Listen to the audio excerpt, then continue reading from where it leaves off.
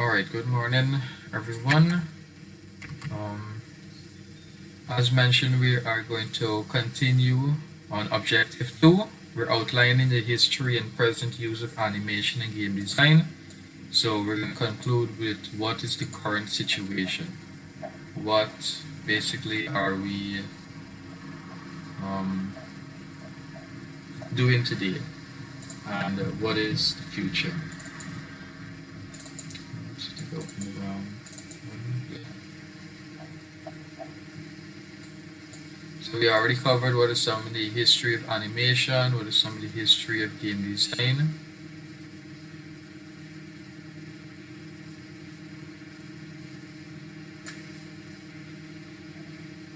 So the current situation for animation and game design, what are we doing today and how is it being used?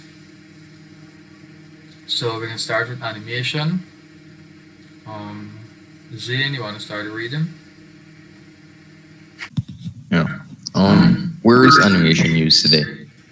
Animated films are big business. Some of the top grossing films of all time are animated, including Frozen and Toy Story 3. The top grossing film today, Avatar, shows how far technology has come in terms of creating realistic fantasy environment and creating creatures that interact successfully with real actors. Animation in business. Animation also plays an important role in modern business. It is frequently used in advertising to grab the attention of the audience. It is a useful tool for keeping the audience engaged and for communicating information quickly and effectively. Businesses can also create a good relationship with their audience and customers by using likable characters. Good. So we have two uses of animation. Animation today. We have animation in films. Any benefits to that? Any disadvantage to that you guys can think of?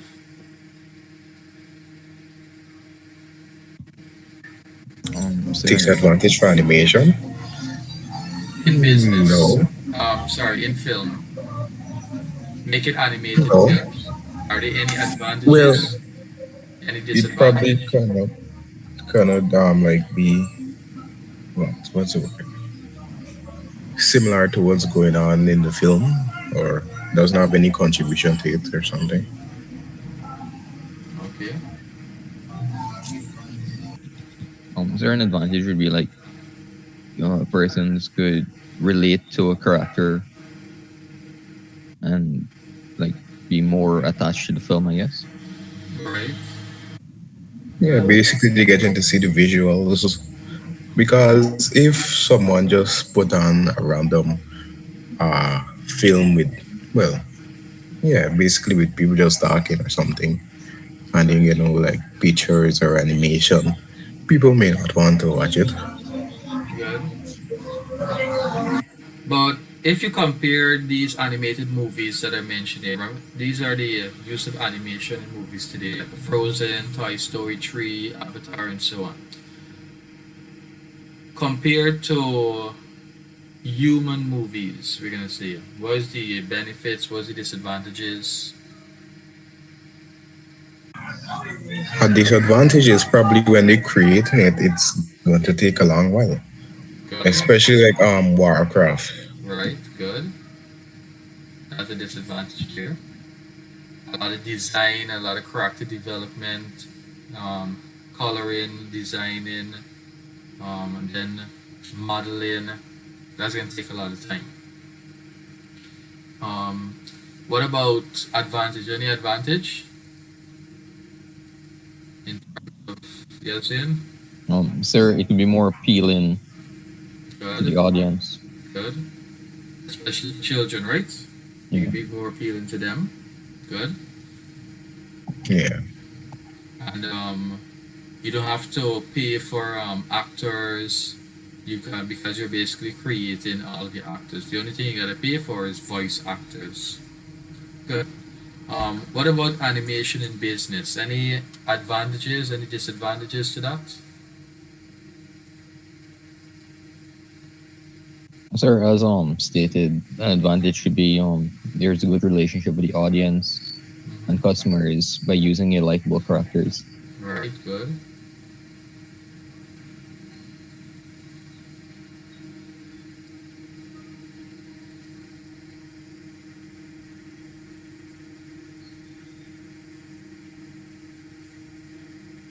So if they make the advertising in a way that is going to appeal to you, then the ad is going to be more Could be viewed more. right. It would appeal to them more. Um, like um, like GPL. GPL started this animated series. The website. Nope. I think it was this GPL. I saw one or two advertisement, but me know what more than one But it's not like really that.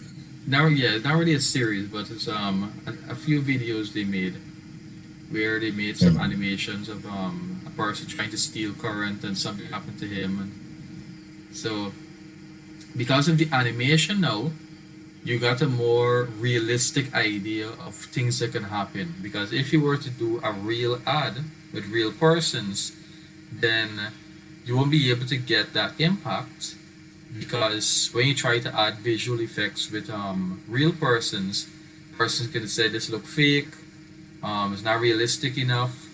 But in a cartoon, in animation, you can do that. You can add your effects, and people won't say that look fake because that can happen in the animation. So you can say there's like a benefit there of animation. You're allowed to freely use effects, and people won't say that's fake, that's unnatural because they expect those things to happen. Good. The next two, Ariel. The animation in children's education. Animation is often used in education as a highly effective tool, especially for younger age groups. Animation can teach young children how to communicate with one another and how to build bridges between each other. By teaching children how to animate characters themselves, we can help children to express themselves creatively. Animation in adults' education. Animation can also be used to teach adults about essential subjects look after someone, such as how to look after someone with a disability or how to perform CPR. Good. So how can animation benefit us in education? We kind of touched on it before, but what's the practical advantage? What is some practical advantage? One would be it makes it easier for us to learn and Good. like more aware, not aware, like attentive. Right? It's most likely to be accurate, like with the CPR test, they're going to show you with detail and step by step. Exactly. Exactly what I was thinking. Because it's animation, you can design, you can create anything that you want. Because if it was more realistic, then if you do CPR, then because if you notice when you ever watch a realistic video of how a person is doing CPR, you ever notice that sometimes they would switch over to animated version of it? Yeah, Right. Because in that case there now, in a realistic kind of video, you won't be able to know how the person's body is being affected because you can't see inside the person's body. But they're gonna switch over to the animated version so that they can get a more inside view, so that they can know that when you actually perform a CPR, what are you actually doing to that person's body. So it gives you a more realistic approach as to when it comes to education. You can see exactly what they're talking about. If they're talking about a person's body, you can know exactly how it moves, how it functions, and so on because they would have animated it. Good. Um, the next two, Zain. recent animated film phenomena. Animation has had a major growth spurt in recent years due to the popularity of films such as Finding Nemo and Avatar. Most recently, Pixar's Inside Out won the Academy Award for Best Animated Feature Film. Pixar do not use a publicly available form of animation software, but have in fact developed their own in-house software, Avatar. however released in 2009, was created using multiple pieces of widely available software such as Autodesk, Maya, Avid, and Adobe After Effects. Anime. There are other forms of animations as well, of course, such as anime, which is Japanese hand-drawn or computer animation. The main focus is on creating three-dimensional views shot in cinematic style. Other examples would be the famous Spirited Away, which was created on Toons and is the highest grossing film in Japanese history. Good. So basically, use of animation today is to make films, and they use a variety of software, Autodesk, Avid, After Effects. But some companies, as mentioned, like Pixar, they have their own software that they would use, their own in-house software. Now, animation is also used in anime, a Japanese style animation, which is hand drawn or computer animated.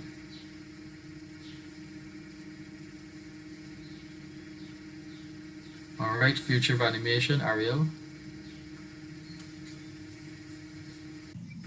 The future of animation looks to be one on an interesting journey, as the quality of films is becoming higher and higher. Most people would now aim for a 4K film.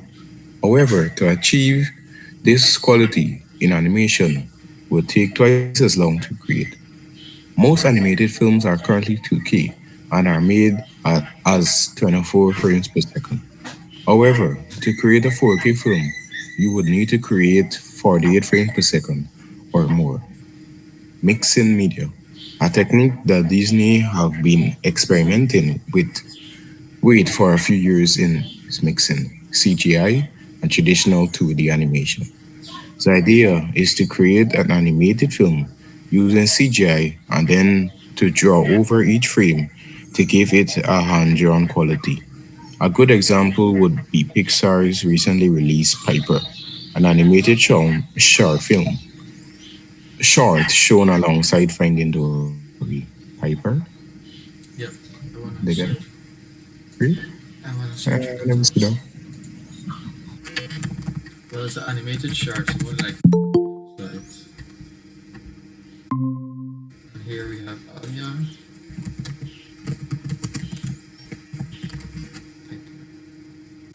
Oh yes, we Good saw it. morning. No, I still never saw that. You never saw this? Nope.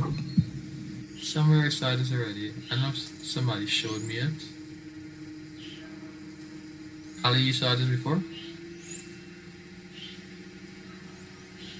No, share. I can't remember how I saw it. I think it's on YouTube. I think that's why I saw it. Alright, good. So going back, future of animation. Based on this paragraph here, what is the disadvantage with animation?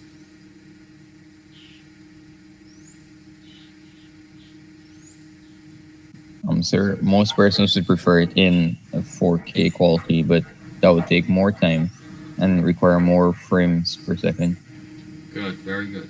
So it's not like shooting a real video, not a real video, but a real world video is not like that. Where for you to go higher quality 4K, 8K, all you have to do is just get a better camera. That's for normal kinds of videos. But in terms of animation, it's not that easy. It's not about getting a camera because we basically don't use cameras. So you have to draw more or you animate more.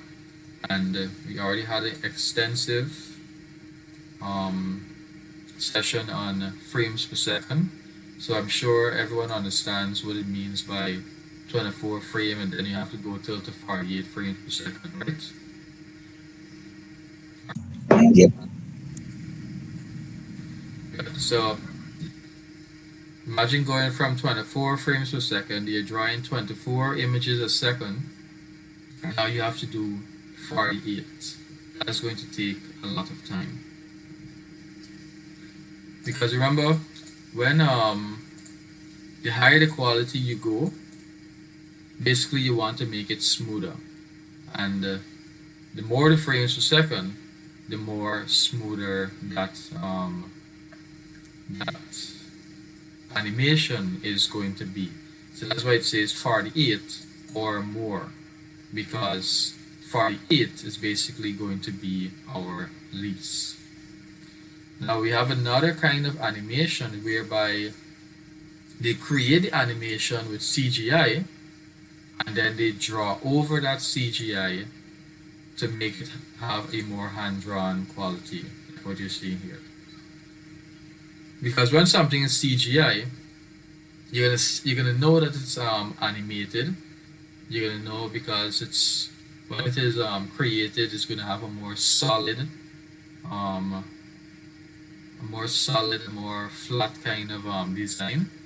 But to get that um, furriness and those kind of qualities, those hand drawn qualities, that's when they would have mixed in that.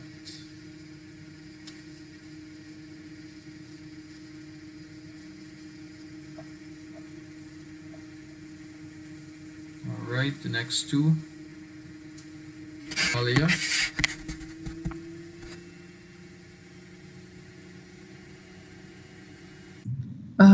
Animation apps. Disney are also exploring alternative ways of making their characters appear more real. The Disney Color and Play app allows you to color in a character, and the app will pick up its texture, shape, and position to produce a 3D animated character. Computer game animation. The computer gaming industry is also pushing the boundaries of what is possible with animation, leading to the creation of some extremely realistic game footage. Computer game animation has certainly come a long way from the 2D graphics of early arcade games. Now, computer game animators are able to build environments and objects that react to the player's actions. For example, buildings being destroyed by explosions, real time interaction with light sources and shadows is also a relatively new feature. The greatest challenge has always been producing realistic humans. The closer that computer game animators get to recreating the look, movements, facial expressions, and body language of a human, the more likely that character is to suffer from what is likely known as uncanny valley. That is, there is some human element missing from that character that makes them disturbing. Good.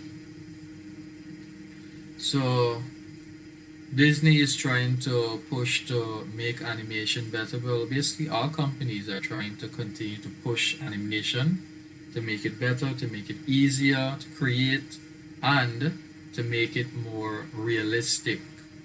So that's basically what they're aiming for today in games, to have a more realistic animation in games. So they're trying to, well, they're at that stage now where in the environment and objects you can interact with them. So like if you have a sword and you swing a sword and there's a wall, hopefully a scratch or something, some sort of imprint will appear on the wall. Older games, even if you did that, you would have seen that the sword fly through the wall and you were slashing through the wall. So there wasn't really any interaction. But today now you could see interaction with different objects in games. That leads back to that is animation. Not only interaction with objects and environment, interaction with light. So how does light get reflected off of a surface? In the older games, reflective surface, they didn't really function as mirrors, but today some games they actually got that functionality. You could walk over a puddle of water, you see reflection. You can look at um, the window of a car, and you see some sort of reflection. Shadow also is a little more realistic now. So all of that, they're trying to make all of those animation more realistic. But it all comes back the more realistic they try to make it, it comes back to the effect of uncanny valley, whereby we're always going to notice that there is something missing that makes it not fully realistic. So something about it doesn't look right, and we could tell that how it's not that realistic. All right, the last two, Zin. Photorealism in games. The challenge for a computer game animator. The challenge for computer game animation is that everything happens in real time, whereas film animators can spend hours or even months perfecting every frame. Photorealism in real time rendering is something well that may well be possible in years to come. Conclusion. Animation looks is set to continue delighting audiences for many years to come, with animated films continuing to rise up the blockbuster charts, capturing hearts and imaginations. There is no sign of this genre coming to an end. Technological advances promise to unlock new doors into the realms of possibility, with increasing photorealism providing ever more lifelike characters and environments. Why not put the power of animation to win over new audiences to test in your new marketing campaign? Get in touch to find out how. Good. So, what is the future of animation? What future are we heading to basically with animation?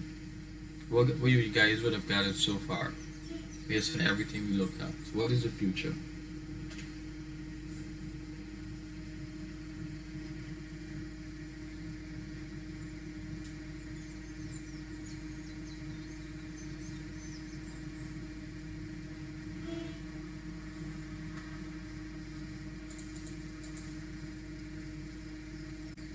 There are games becoming more realistic. Good.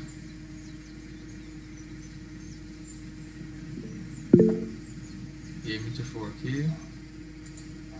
It's possible. Yeah, it's possible. Because the future also is to make technology so that it is easier to animate. That's what companies are trying to do today, to make technology, make software so that it's easier to create animation. So if they reach that stage now where it's much easier to animate, then obviously it's going to be also easier to create different frames because if you look at it's Disney, yeah, Disney's application. So Disney's application, it allows you to color inside the character, and the app now is going to create the texture, the shape, the position, and even produce a 3D animated character.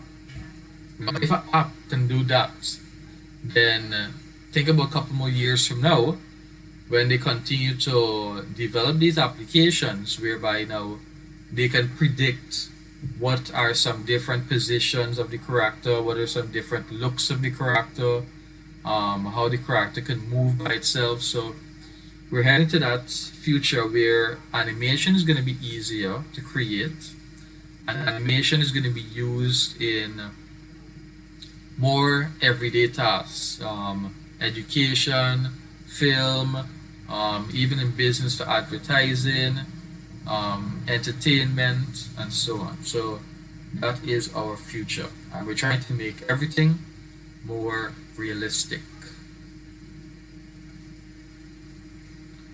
All right. Any questions on the animation future before we go on to game design? Any input?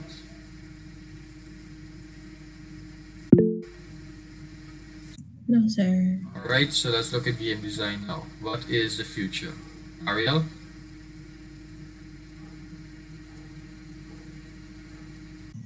Top four game development trends in 2020.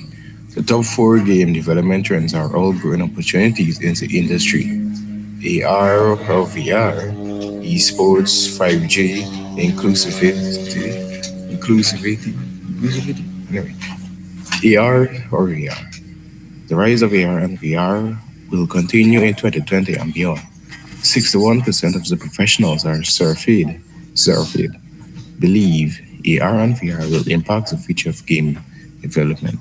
And many industry experts like Game Sutra, that's a thing, yeah, predict big things for AR and VR in 2020 and beyond. In particular, AR and VR will cease to be a separate category. It will be an exception in games moving forward. Game developers will pursue realism. Players will pursue the ability to live in the game. Photorealism, in particular, will be important for game developers. Tools such as Unreal Engine 4 and especially the upcoming Unreal Engine 5 will be important to ensurance of photorealism required for AR and VR. Many many you know many we surveyed believe that AR and VR will truly dominate into 2020s. Here's what one of our survey takers said about AR and VR in the 2020s. I predict that the VR and AR gaming is going to grow rapidly in the 2020s. We're going to see a higher adoption rate of VR and AR as prices start to decrease as the technology becomes more readily available. We will also see games really pushing the technology and becoming more immersive and innovative than ever before. I also see AAA titles like large scale RPGs becoming available for VR, which will bring more serious gamers to the various VR platforms. Matthew Dalton. Good. So we have a few AR and VR games today, but what is basically hindering it from taking off or being the dominant means of playing games today?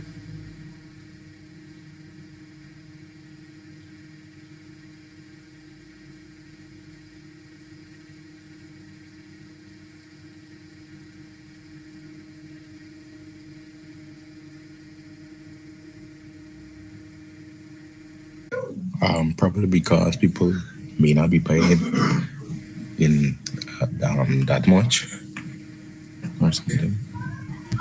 Okay, seems you Because guys. people are still, going for consoles. Mhm. Well, basically, what happens is that AR and VR is still a new technology today. It's still new, and the hardware to run AR and VR, it's relatively it's not that expensive, but then again, it's not that affordable. So if you want like a budget experience of AR and VR, but mostly VR, virtual reality, there's the Oculus that was developed by not the Oculus developed by Facebook. That one's a little more affordable. But if you want more advanced VR, then you're gonna need a lot more equipment. You're gonna need a lot more setup. So that's basically the disadvantage that we have with AR and VR. The technology to enable you to play these games and to be fully immersed, it's not readily available to everyone. Yes, there's some lower end VR, but that won't give you the full experience that you would want to be in so that you can comfortably play a game. So, because the technology is not here, we it's not really taking off as yet.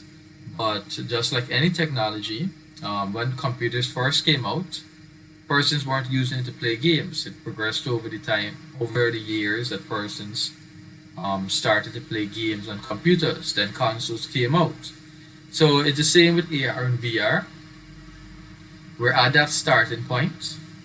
We just have to wait a few more years or a couple, well, more years for the technology to continue to grow so that so the hardware and the software makes it more realistic so that when we are playing these games, um, It's comfortable and it's almost as good as though we're playing an actual console.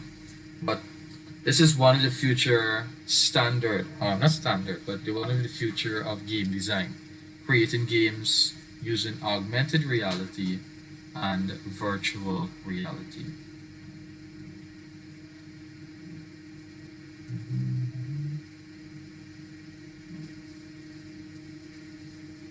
Art esports, Alia.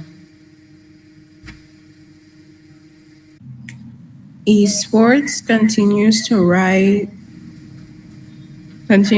in popularity, especially in the COVID-19 era. Real life sporting events have been cancelled due to the COVID-19 coronavirus, and fans around the world continue to seek alternatives. In addition, the game studios are evolving. The professionalism of esports have grown. Soon, there will be very little difference between the real life sport and the esport equivalent. For instance, a soccer league, which is the English Premier League, announced that they are partnering with EA Sports to bring in simulated chants and crowd noises instead of a live audience. To succeed with esports, studios employ a gaming as a service delivery method. This will help the industry evolve technologically. 61% of those we surveyed believe that esports will impact the future of game development. And esports and online competitive gaming are expected to become a 1.8 million industry by 2022. Good. Ariel, this is your area. Any thoughts? No, not at the moment. Um, are sports games getting more realistic? Definitely, yeah. Based on my They will be experience witnessing, yes.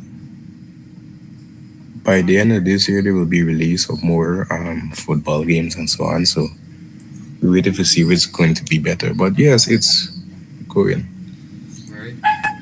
So they're heading for that photorealism, whereby they can basically replace real life sports. What was your experience, Alia? No, I saw my friend playing it, All right. but So I didn't experience it. So good. All right, good. So esports, they're trying to make it more realistic so that it basically similar to real life sports. They mentioned gaming as a service. Anybody know what is gaming as a service? All of you should know. Well, except Ali. Ali doesn't do IT. for gaming as a service, from what I I gathered, probably yeah, go along, Ariel. I Since y'all are probably know what it is, but not the term. So yeah, I'll continue. Just tell me. Just tell me who you know it is. As I thought it was man, I don't know. It could be, but then it might not. As in like where persons would go like them cafes or wherever to play the game. I don't know. I don't know. we're not that far, but that's not the main idea. I'm sure you guys heard about infrastructure as a service, platform as a service. Hmm. Zane and Ariel. Nope. No, yeah, they covered No, that in I IT. think so, sir. Yeah, I should have covered that in IT.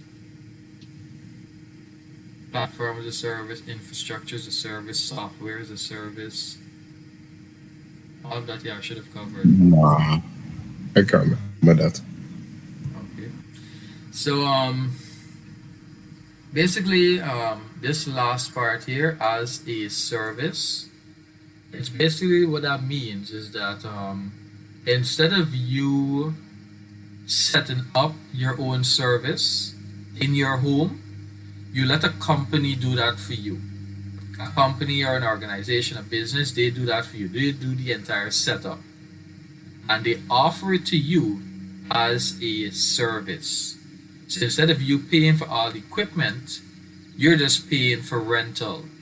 So that is how we have gaming as a service, whereby the company organization they're gonna set up all the equipment. They're gonna set up all the consoles. They're gonna set up all the computers, the GPUs, the memory, the RAM, everything that are gonna need to play the games. And all you need is internet connection and a device that can run the game, and you're gonna play the game over the internet. That is gaming as a service. So that's one of the methods today that a lot of companies are trying to push for the playing of games. So that's like Steam. Steam. What's the other one? Google brought out something. Um, Amazon brought out another one the other day. Facebook is planning to bring out their own. You guys know what I'm talking about? No. I know it's Steam, but Yes. not everything else. Um, let's Google online game. Google what? Google Stadia. You heard about that? No, sir. Well, Google Stadia is Google's online version of playing game.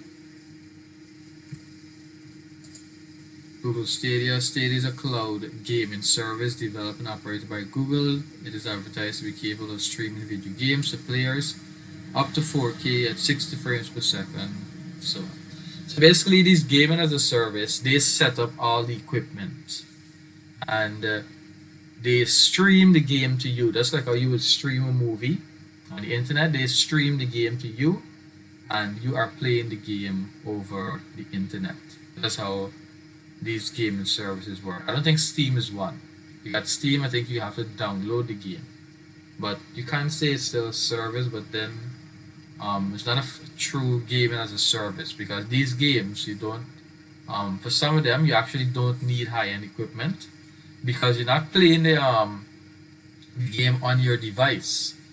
You're just connecting to their service, their servers, and you're playing the game on their systems. So that's why it's a service because you're playing it on their systems, their hardware, and you can basically play it on your phone. Console-based game, you can play it on your phone because the their system is actually going to be running the games. You guys understand what's gaming as a service? For the most part, yes. It's basically like if you're streaming a video on YouTube, it's something like that. You play the game, you're streaming the game instead of playing the game or on your computer. You're streaming the game instead. Oh, like Twitch. Not sure how Twitch Yeah. works. That's Pardon me?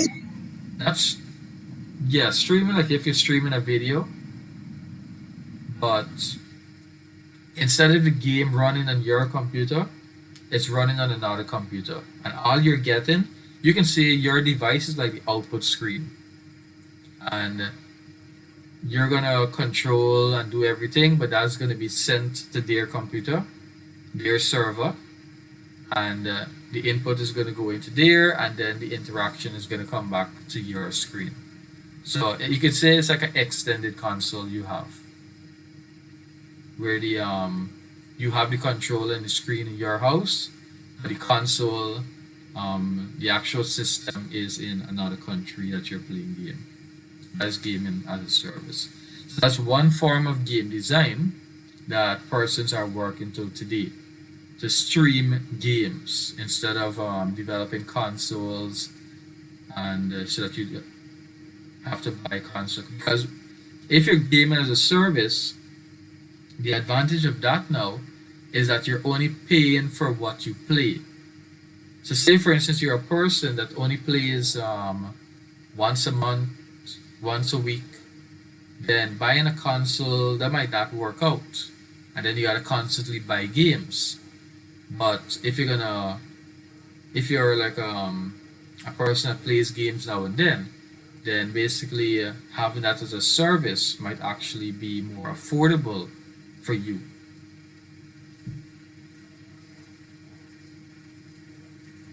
All right, 5G. Who has to read? I think it was me. Okay.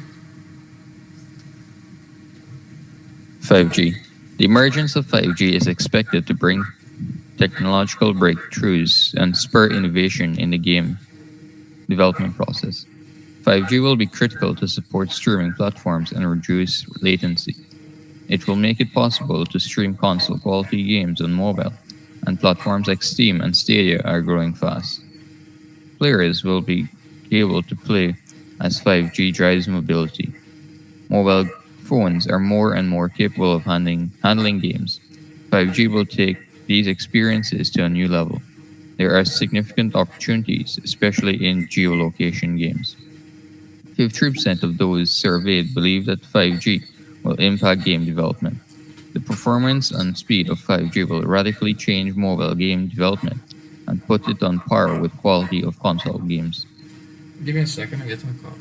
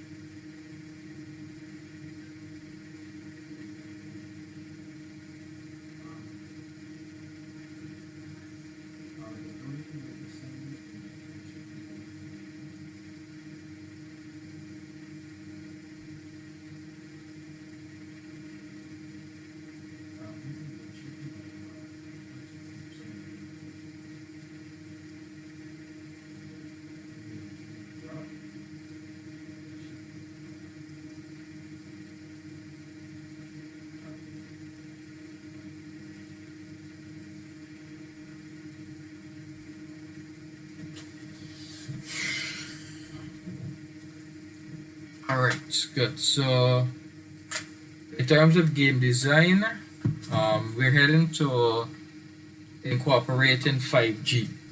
Now, as mentioned before, for esports, persons, companies, they want to implement gaming as a service. And as I described it to you guys, that this is your home, this is home, this is the company over here, the company is in another country. And the game is actually running over here, is the game. But you are playing the game from all the way over here. So you basically need an internet connection that's constantly sending the your input back and forth. Talking about servers. Right, servers, yes. So they're gonna be running those games on servers. So you guys get the idea about this here now? Yeah. Yes, yes, I How, do. how Yeah. gaming as a service work? But so with that now, that's how we come up. That's why 5G was introduced. Now 5G. Now, if you notice, if the server is in another country, then basically you need a very high speed internet connection to send your signal quickly across. Now, the backbone of the internet is very fast. So we don't have to worry about that.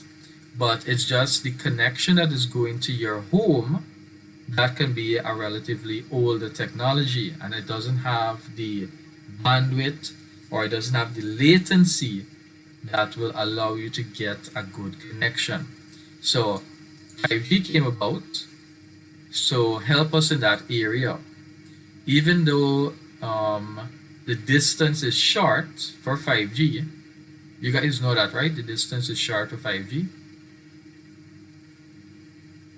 I actually didn't. Oh, that's why I would tell persons that it might not reach Ghana, because the distance for 5G is actually short. And that's why even North America, they haven't fully switched over to 5G, because the distance is short and it takes a lot of antennas to set up to have a wide area coverage. Only certain states in America have 5G currently because of that limitation here. Now, that's for offering it to different as a data mobile service, but there's also 5G as Wi-Fi. Now, with that, now if it's just in your home or if it's just in your room, then that can speed up the performance of your game, because that 5G now will allow for a lot more bandwidth to allow more data to stream into your home. It will allow your console, your phone, your device, whatever you're using, to access more bandwidth to transfer more data. And because of the technology, there is lesser latency than the other types of technology when it comes to internet, so like 4G, 3G, and so on. So in those cases where you have streaming services and you need the lower latency, 5G is going to be one of those technology that you're going to make use of, so that you get the higher bandwidth, the lower latency, that will allow you to have a better experience when you are streaming these games here.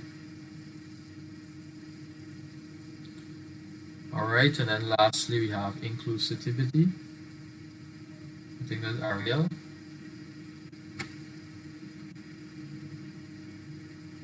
The future of game development will also include expanded inclusivity. Sorry, yes. Our survey takers offered many insights into how they think game development would become more inclusive. They cited more work and life balance, accessibility features, and increased representation.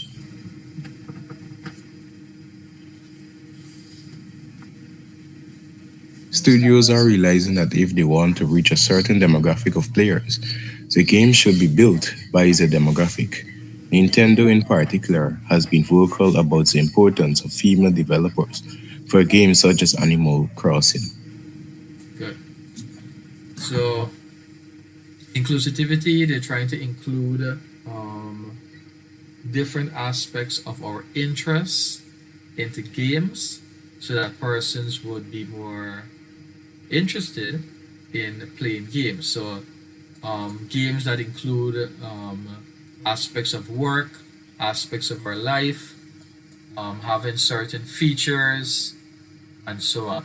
So, for example, Nintendo, if you want, they decided that if you want to reach a certain demographic, use those same persons to create the game, to add certain aspects to the game, so that it will appeal to that demographic. So they wanted females to basically play Animal Crossing. So what did they do? They employed female developers so that they would add their style or their mechanics or their features that would be more appealing to the female demographic. So that's another aspect there of future game design. To include persons' interests, include persons' what's basically what basically they're interested in, what they want to see, what they want in a game, so that they would be more so that that game would be more appealing to them. So, what is the future of game design? We have augmented reality, virtual reality, esports. Games are getting more realistic. Well, all games are getting more realistic, photorealism, um, and we're pushing to that stage of gaming as a service. Um, we're gonna still have, I would say, we're gonna still have consoles, but we're still pushing to that stage so that because if you notice, a lot of the games now, even on the consoles, they're pushing for the digital version. So soon you might not even have to download the game anymore because internet is going to get so fast you can basically stream the game. 5G so that we have faster, higher bandwidth to allow more data and lesser latency and inclusivity allow persons of the demographic to develop work on the game so that they can incorporate their interests, their appeals, so that it can attract similar persons. Any questions, any input?